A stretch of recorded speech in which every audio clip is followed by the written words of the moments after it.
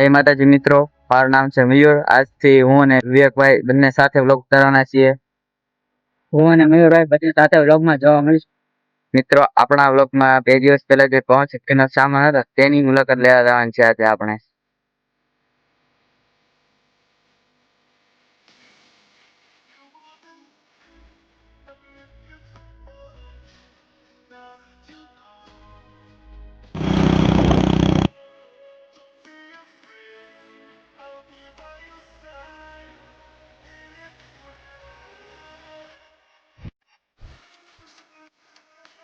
જોઈ શકો છો મિત્રો, આપણે પવન સર્કલનો સામાન પડ્યો છે ત્યાં પહોંચી ગયા છીએ.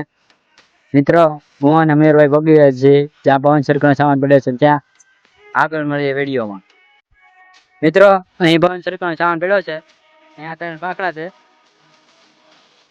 અહીંયા પાવર જનરેટર છે. અહીંયા પાંખડા ચડાવ. મિત્રો, તમે જોઈ શકો છો પવન સર્કલનો કઈડો મોટો પાંખડો છે. જે અંદાજે 100 મીટરનો હોય છે. મિત્રો, આની અંદર પવન ચક્કીના પાંખડા ચડાવવામાં આવે છે. મિત્રો, આ છે પવન ચક્કીનું પાવર જનરેટર જે કલાકની અંદર 3000 થી 5000 યુનિટ ઉત્પન્ન કરે છે. મિત્રો, આપણે આ એક ભાઈ પાસેથી માહિતી મેળવી. અહીં આજુબાજુના 15 કિલોમીટરની અંદર 9 પવન ચક્કી આવવાની છે, જેમાં 5 પવન ચક્કીનો સામાન પડ્યો છે, જેમાં 1 પવન ચક્કી ઊભી થઈ ગઈ છે. મિત્રો, પાછળ જો તમને ક્રેન દેખાઈ રહી છે તે 250 ટન વજન ઉપાડી શકે છે. તેની બાજુમાં પાવર જનરેટર પડ્યા છે.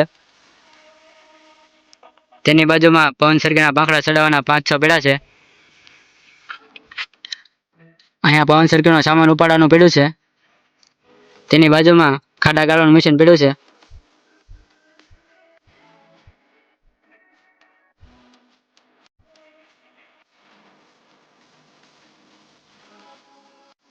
મિત્રો, અમે ઘરે પહોંચી ગયા છીએ.